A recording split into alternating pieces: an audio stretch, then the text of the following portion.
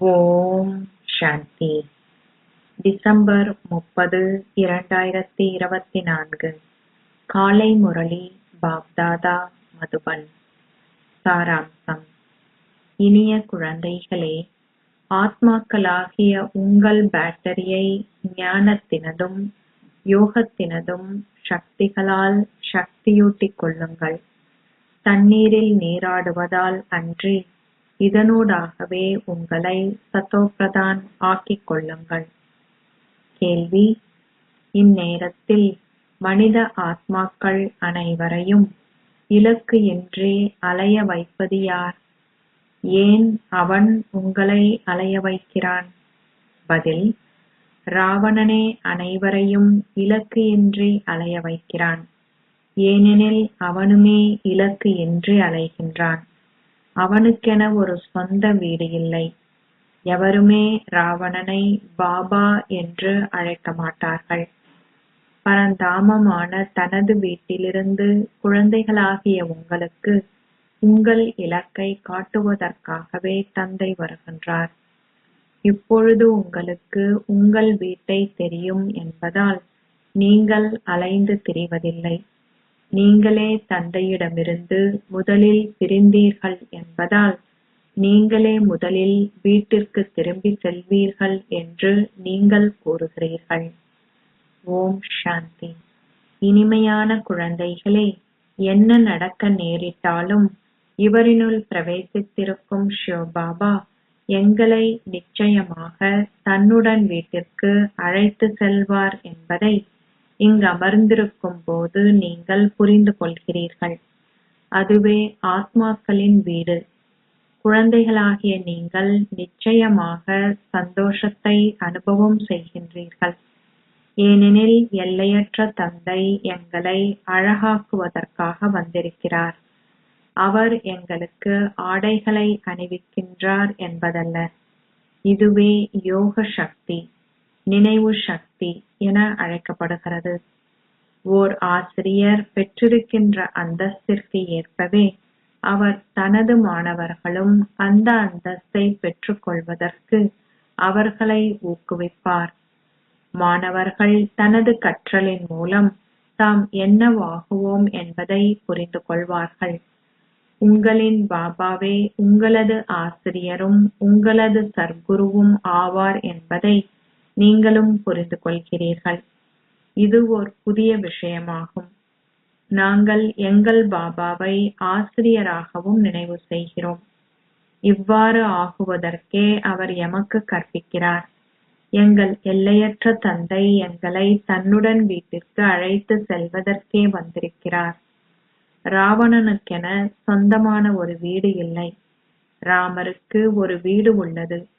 சிவபாபா எங்கே இருக்கிறார்? பரந்தாமத்தில் என நீங்கள் உடனே கூறுவீர்கள். ராவணனை பாபா என அழைக்க முடியாது. ராவணன் எங்கே வாழ்கிறான்? எவருக்கும் தெரியாது. ராவணன் பரந்தாமத்தில் வாழ்வதாக நீங்கள் கூறமாட்டீர்கள். இல்லை, அது அவனிடம் இலக்கு எதுவும் இல்லாதிருப்பதை போன்றதாகும். அவன் தொடர்ந்தும் அலைந்து திரிவதுடன் உங்களையும் அலைந்து திரிய செய்கிறான். நீங்கள் ராவணனை நினைவு செய்கின்றீர்களா? இல்லை. அவன் சமய நூல்களை கற்குமாறும் பக்தி செய்யுமாறும் வேறும் பலவற்றை கூறி உங்களை அதிகளவு அலைந்து திரிய செய்கிறான். தந்தை கூறுகிறார், அது ராவணனின் ராஜ்யமாகிய பக்தி மார்க்கமென அழைக்கப்படுகிறது. ராமரின் ராஜ்யம் இருக்க வேண்டும் என்று காந்திஜியும் கூறுவதுண்டு. எங்களின் சிவபாபா இந்த ரதத்தினுள் பிரவேசித்திருக்கின்றார். அவரே சிரேஷ்ட தந்தையாவார். குழந்தாய் குழந்தாய் என அழைத்து அவர் ஆத்மாக்களாகிய எங்களிடம் உரையாடுகிறார். ஆன்மீக தந்தை இப்பொழுது உங்களது புத்தியில் இருக்கிறார். அத்துடன் ஆன்மீக குழந்தைகளாகிய நீங்கள் ஆன்மீக தந்தையின் புத்தியில் இருக்கின்றீர்கள். எங்களின் தொடர்பு அசரீரி உலகத்துடனேயே உள்ளது. ஆத்மாக்கள் பரமாத்மாவிடமிருந்து நீண்ட காலமாக பிரிந்திருந்தனர். அங்கு ஆத்மாக்கள் தந்தையுடனேயே இருக்கின்றனர். பின்னர் தங்கள் பாகங்களை நடிப்பதற்காக அவரிடமிருந்து பிரிகின்றனர். அந்த நீண்ட காலத்திற்கான கணக்கு இருக்க வேண்டும். தந்தை இங்கமர்ந்திருந்து இவற்றை விளங்கப்படுத்துகிறார். நீங்கள் இப்பொழுது இக்கல்வியை கற்கின்றீர்கள்.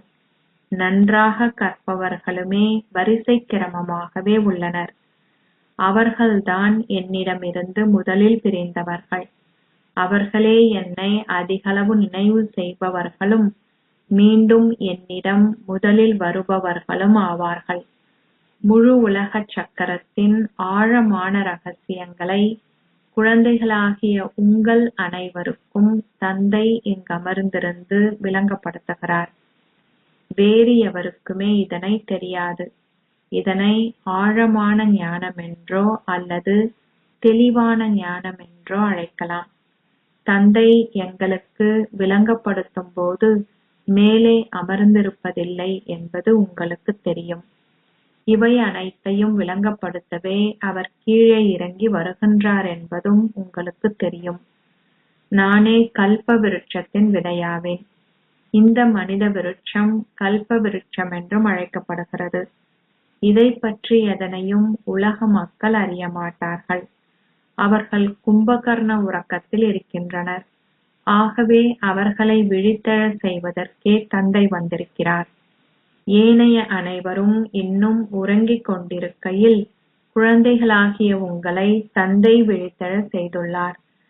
ஏனைய அனைவரும் இன்னும் உறங்கிக் கொண்டிருக்கையில் குழந்தைகளாகிய உங்களை தந்தை விழித்தெழ செய்துள்ளார். நீங்களும் கும்பகர்ணனைப் போல் அந்த அசுர உறக்கத்தில் இருந்தீர்கள்.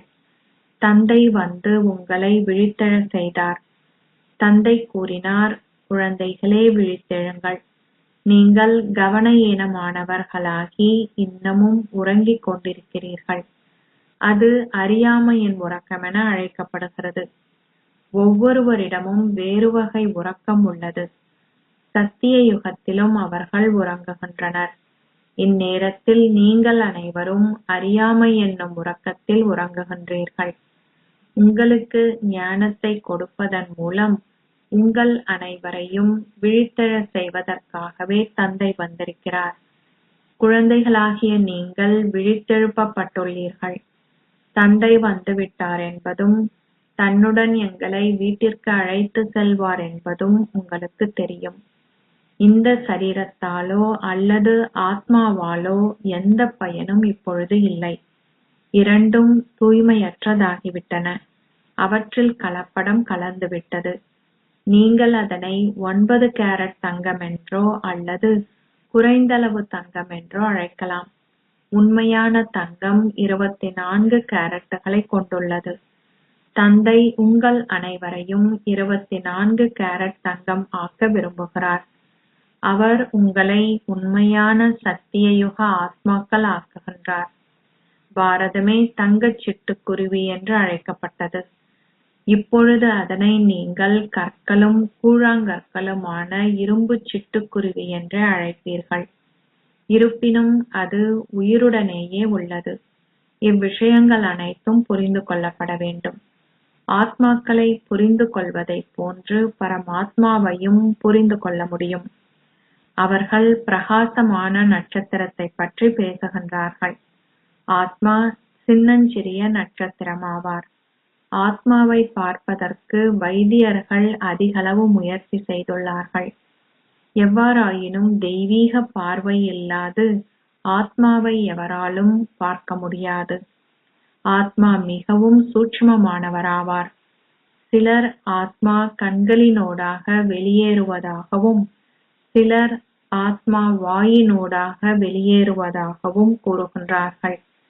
ஓர் ஆத்மா தனது சரீரத்தை நீங்கி செல்லும் போது எங்கு செல்கின்றார்? அவர் இன்னொரு சரீரத்திற்குள் பிரவேசிக்கின்றார். ஆத்மாக்களாகிய நீங்கள் இப்பொழுது அமைதி தாமத்திற்கு செல்ல உள்ளீர்கள். தந்தை வந்திருக்கின்றார் என்பதும் அவர் உங்களை மீண்டும் வீட்டிற்கு அழைத்து செல்வார் என்பதும் உங்களுக்கு நிச்சயமாக தெரியும். ஒரு புறம் கலியுகமும் மறுபுறம் சத்திய யுகமும் உள்ளன. நாங்கள் இப்பொழுது சங்கம யுகத்தில் இருக்கின்றோம். இது ஓர் அற்புதமாகும். இங்கே பில்லியன் கணக்கான மனிதர்கள் வாழ்கின்ற போதிலும் சத்திய யுகத்தில் 9 லட்சம் பேரே இருப்பார்கள். ஏனையோருக்கு என்ன நடக்கின்றது? விநாசம் இடம்பெறுகின்றது. தந்தை புதிய உலகத்தை படைப்பதற்காக மாத்திரமே வருகின்றார். பிரம்மாவின் மூலம் படைப்பு நிறைவேற்றப்படுகின்றது. அதன் பின்னர் இணைந்த ரூபத்தின் மூலம் பராமரித்தல் இடம்பெறுகின்றது. அதன் அர்த்தம் 4 கரங்களுடன் மனிதர்கள் உள்ளனர் என்பதல்ல. அது அழகாக இருக்க மாட்டாது. 4 கரங்களுடன் உள்ள தோற்றம் ஸ்ரீ லக்ஷ்மியினதும் ஸ்ரீ நாராயணனதும் இணைந்த உருவத்தை குறிக்கின்றது என்று பாபா குழந்தைகளாகிய உங்களுக்கு விளங்கப்படுத்துகின்றார். ஸ்ரீ என்றால் மேன்மையானவர் என்று அர்த்தமாகும். திரேதா யுகத்தில் 2 கலைகள் குறைவாகவே உள்ளன. உங்களுக்கு இப்பொழுது கொடுக்கப்படுகின்ற ஞானத்தின் விழிப்புணர்வை குழந்தைகளாகிய நீங்கள் கொண்டிருக்க வேண்டும். இவ்வார்த்தைகளை நினைவு செய்வதே பிரதான விஷயமாகும். தந்தையை நினைவு செய்யுங்கள். இதனை வேறு எவராலும் புரிந்து கொள்ள முடியாது. தந்தை ஒருவரே சர்வ சக்திவானாகிய தூய்மையாக்குபவர் ஆவார். அவர்கள் பாடுகின்றார்கள், பாபா, நீங்கள் எங்களுக்கு வானம் பூமி உட்பட அனைத்தையும் கொடுத்தீர்கள். எங்களுக்கு நீங்கள் கொடுக்காதது எதுவும் இல்லை. முழு உலக ராஜ்யத்தையும் எங்களுக்கு நீங்கள் கொடுத்தீர்கள். லக்ஷ்மி நாராயணனுமே அந்த உலகின் அதிபதிகள் ஆவார்கள். இந்த நாடகத்தின் சக்கரம் தொடர்ந்தும் சுழல்கின்றது.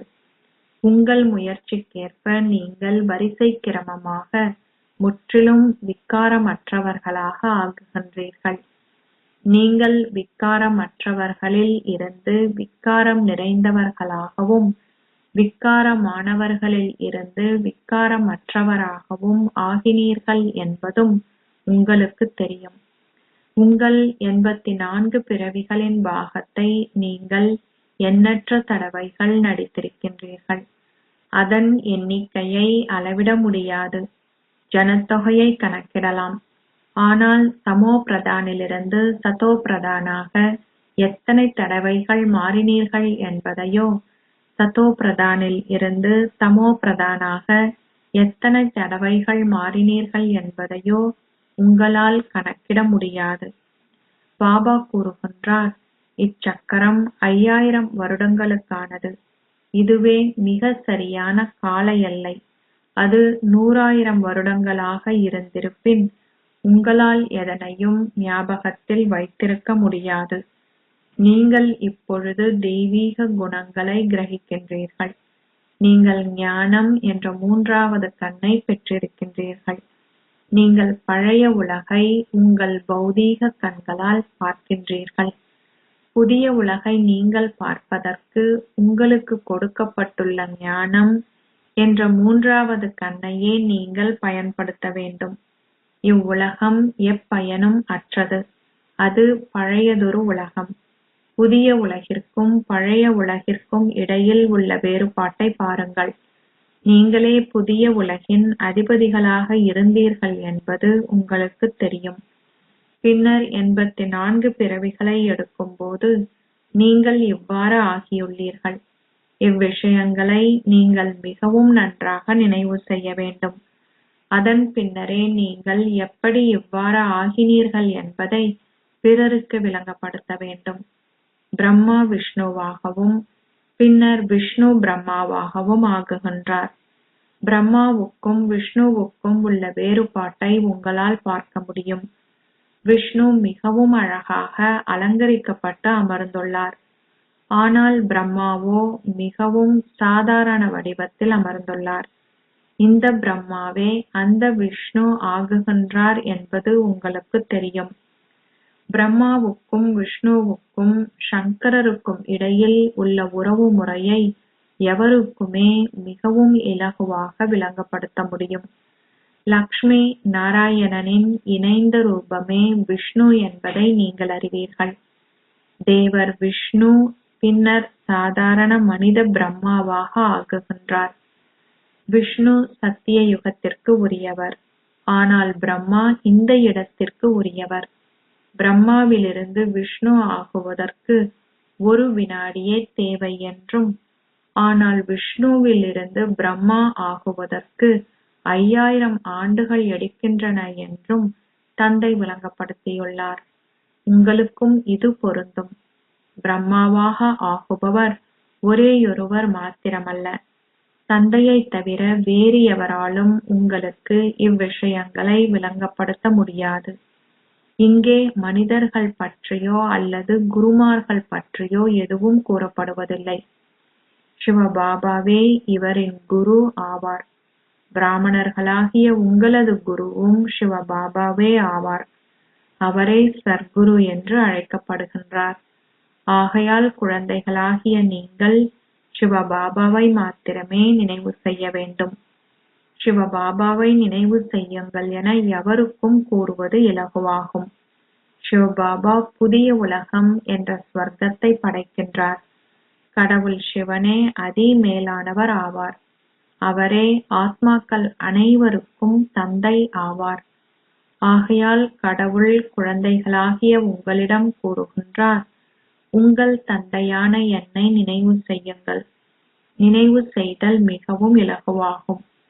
ஒரு குழந்தை பிறந்தவுடன் அம்மா என்ற வார்த்தை அக்குழந்தையின் வாயிலிருந்து மிகவும் விரைவாக வெளிப்படுகின்றது. அவர் தனது பெற்றோரைத் தவிர வேறு எவரிடமும் செல்வதில்லை. ஆம், தாய் இறந்துவிட்டால் அது வேறு விஷயமாகும். முதலில் தாயும் தந்தையுமே உள்ளனர். அதன் பின்னரே நண்பர்களும் உறவினர்களும் உள்ளனர். அவர்களிலும் தம்பதியினர் உள்ளனர்.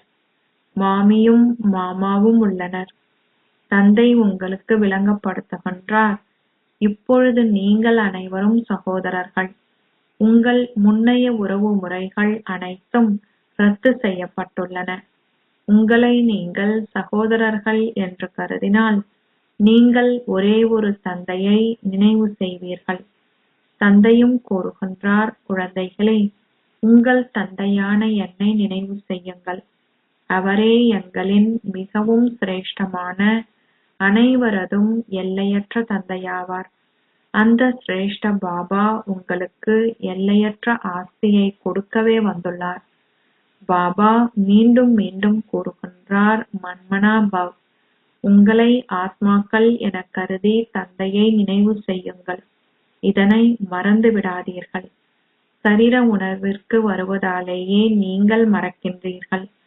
முதலில் உங்களை ஆத்மாக்கள் என்று நீங்கள் கருத வேண்டும்.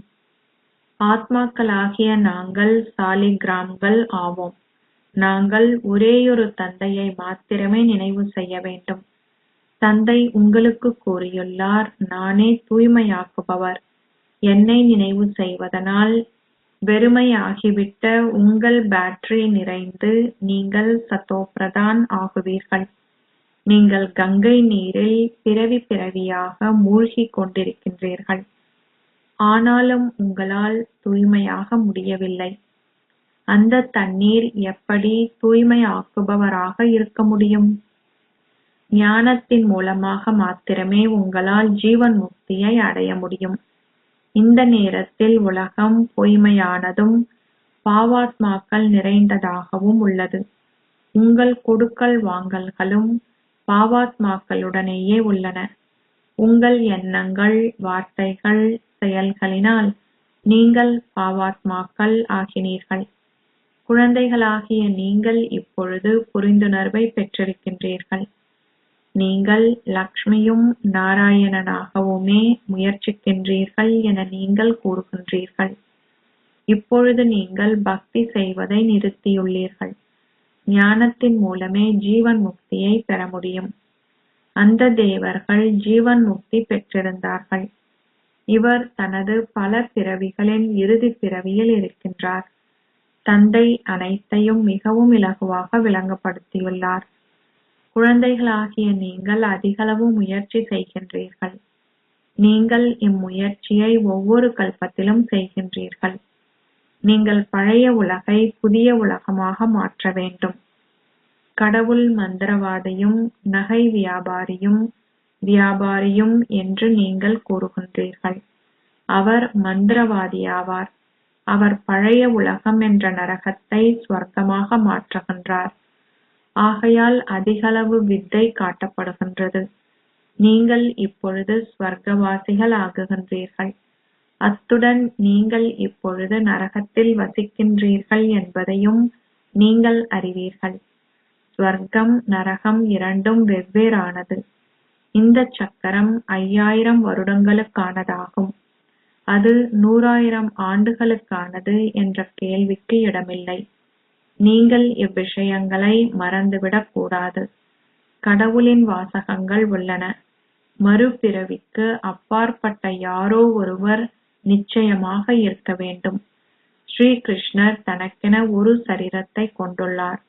ஆனால் சிவனுக்கு சரீரமில்லை. ஆகையால் ஞானத்தை அவர் கொடுப்பதற்கு அவருக்கு நிச்சயமாக எவரோ ஒருவரின் வாய் தேவையாக உள்ளது. அவர் உங்களுக்கு கற்பிப்பதற்கே இங்கே வருகின்றார். நாடகத்திற்கு ஏற்ப தந்தையிடம் ஞானம் முழுவதும் உள்ளது. அவர் துன்ப உலகை சந்தோஷ உலகமாக மாற்றுவதற்காக சங்கம யுகத்தில் ஒரேயொரு முறை மாத்திரமே வருகின்றார். நீங்கள் அமைதி, சந்தோஷம் என்ற உங்கள் ஆஸ்தியை நிச்சயமாக பெறுகின்றீர்கள். இதனையே நீங்கள் மீண்டும் பெற விரும்புகின்றீர்கள். ஆகையினாலேயே நீங்கள் தந்தையை நினைவு செய்கின்றீர்கள். இந்த ஞானத்தை தந்தை உங்களுக்கு எவ்வளவு இலகுவாக கொடுக்கின்றார் என்று பாருங்கள். இங்கே நீங்கள் அமர்ந்திருக்கும் போது தந்தையையும் இந்த குத்துக்கரணத்தையும் நினைவு செய்யுங்கள். ஏனெனில் இதுவும் மன்மனாபவ் ஆகும். தந்தை மாத்திரமே இந்த ஞானம் முழுவதையும் கொடுக்கின்றார். நீங்கள் எல்லையற்ற தந்தையை சந்திக்க செல்கின்றீர்கள் என்றும், தந்தை எங்களுக்கு அமைதி தாமத்தினதும் சந்தோஷ தாமத்தினதும் பாதையை காட்டுகின்றார் என்றும் நீங்கள் பிறரிடம் கூறுகின்றீர்கள். இங்கு அமர்ந்திருக்கும் போது உங்கள் வீட்டையும் நீங்கள் நினைவு செய்ய வேண்டும். உங்களை ஆத்மாக்கள் என்று கருதுங்கள். நீங்கள் தந்தையையும் வீட்டையும் புதிய உலகையும் நினைவு செய்ய வேண்டும். இப்பழைய உலகம் நிச்சயமாக அழியவுள்ளது. நீங்கள் முன்னேறி செல்லும் போது ஸ்வர்க்கத்தை அதிகளவில் நினைவு செய்வீர்கள். அது மீண்டும் மீண்டும் ஸ்வர்க்கத்திற்கு செல்வதை போன்றதாகும். ஆரம்பத்தில் புத்திரிகள் சேர்ந்திருந்து மீண்டும் மீண்டும் வைகுந்தத்திற்கு ஸ்வர்க்கத்திற்கு செல்வதுண்டு. முக்கியஸ்தர்களின் குடும்பத்தவர்கள் எவரும் இதனை பார்த்தால் அவர்கள் தமது குழந்தைகளையும் அனுப்புவதுண்டு. அந்த நேரத்தில் அது ஓம் நிவாஸ் என்று அழைக்கப்பட்டது. பல குழந்தைகள் வந்தனர். எனவே குழப்பமும் ஏற்பட்டது. அவர் குழந்தைகளுக்கு கற்பிப்பார். அவர்கள் உடனடியாகவே டிரான்ஸில் செல்வதுண்டு. காட்சிகளினதும் டிரான்ஸினதும் பாகங்கள் இப்பொழுது நிறுத்தப்பட்டுள்ளன. அதனை அவர்கள் ஓர் இடுகாடென்றே நினைத்துக் கொள்வார்கள். அனைவரையும் கீழே படுக்க செய்து கூறப்படும். சிவபாபாவை நினைவு செய்யுங்கள். அதன் பின்னர் அவர்கள் டிரான்ஸில் செல்வதுண்டு. குழந்தைகளாகிய நீங்களும் இப்பொழுது மந்திரவாதிகளே. உங்களை பார்க்கின்ற எவருமே உடனடியாக டிரான்ஸில் செல்கின்றார்கள். இந்த மந்திர வித்தை மிகவும் அற்புதமானது. தங்களை அர்ப்பணிக்க தயாராக உள்ள தீவிர பக்தி செய்கின்றவர்களுக்கு மாத்திரமே காட்சி கொடுக்கப்படுகின்றது. தந்தையே இங்கு வந்துள்ளார். அவர் குழந்தைகளாகிய உங்களுக்கு கல்வி புகட்டி உங்களை உயர்ந்ததோர் அந்தஸ்தை எய்த செய்கின்றார். குழந்தைகளாகிய நீங்கள் முன்னேற்றம் அடையும் போது நீங்கள் பல காட்சிகளை காண்பீர்கள். நீங்கள் தந்தையிடம் இப்பொழுது வினவினாலும் அவரால் யார் ரோஜாவாக போகின்றார், யார் மல்லிகையாக போகின்றார், யார் எந்த வாசனையுமே அற்ற மலர்களாக போகின்றார் என்பதை உங்களுக்கு கூற முடியும். அச்சா, இனிமையிலும் இனிமையான அன்புக்குரிய எப்போதோ தொலைந்து இப்போது கண்டெடுக்கப்பட்டிருக்கும் குழந்தைகளுக்கு உங்கள் தாய் தந்தையாக இருக்கும் பாப் தாதாவின் அன்பும் நினைவுகளும் காலை வந்தனங்களும். ஆன்மீக தந்தை ஆன்மீக குழந்தைகளுக்கு நமஸ்தே சொல்கிறார். ஆன்மீக குழந்தைகள் ஆன்மீக தந்தைக்கு நமஸ்தே சொல்கின்றனர். தாரணைக்கான சாராம்சம். 1. உங்கள் சகல சரீர உறவுகளையும் ரத்து செய்து ஆத்மாக்கள் அனைவரும் சகோதரர்கள் என்ற நம்பிக்கையை கொண்டிருங்கள். தந்தையை நினைவு செய்து உங்கள் முழு ஆஸ்திக்கும் உரிமை உடையவர்கள் ஆகுங்கள். 2. உங்கள் கொடுக்கல் வாங்கல்களை இனிமேல் நீங்கள் பாவாத்மாக்களுடன் வைத்திருக்க கூடாது. அனைவரையும் அறியாமை என்ற உறக்கத்தில் இருந்து எழச் செய்து அவர்களுக்கு அமைதி தாமத்தினதும் சந்தோஷ தாமத்தினதும் பாதையை காட்டுங்கள். ஆசீர்வாதம். உங்களின் மனதையும் புத்தியையும் ஒருமுகப்படுத்துவதன் மூலம் முழுமையான வெற்றியை பெறுகின்ற சதா சக்திசாலி ஆத்மா ஆகுவீர்களாக. முழுமையான வெற்றி அடைவதற்கு உங்களின் ஒருமுகப்படுத்தும் சக்தியை அதிகரியுங்கள். இந்த ஒருமுகப்படுத்தும் சக்தியானது இலகுவாக உங்களை தடைகளிலிருந்து விடுவிக்கும். சிரமப்பட்டு உழைக்க வேண்டியதில்லை. வேறு எவருமன்றி ஒரேயொரு தந்தை. நீங்கள் இலகுவாக இதை அனுபவம் செய்வதுடன் உங்களின் ஸ்திதியானது இலகுவாக நிலையாகவும் ஸ்திரமாகவும் ஆகும். நீங்கள் நன்மை செய்யும் மனோபாவத்தையும் எல்லோரின் மீதும் சகோதரத்துவ பார்வையையும் கொண்டிருப்பீர்கள். எவ்வாறாயினும் ஒருமுகப்படுத்துவதற்கு நீங்கள் மிகுந்த சக்திசாலி ஆக வேண்டும். அதனால் உங்களின் மனமும் புத்தியும் சதா உங்களின் கட்டளைகளுக்கேற்ப செயல்பட வேண்டும். உங்களின் கனவுகளிலேனும் ஒரு வினாடியேனும் எந்தவிதமான குழப்பமும் இருக்கக்கூடாது. ஸ்லோகம். தாமரையைப் போல் பற்றற்றவராக இருங்கள். நீங்கள் இறை அன்பை பெறுவதற்கு தகுதி வாய்ந்தவர் ஆகுவீர்கள். ஓம் சாந்தி.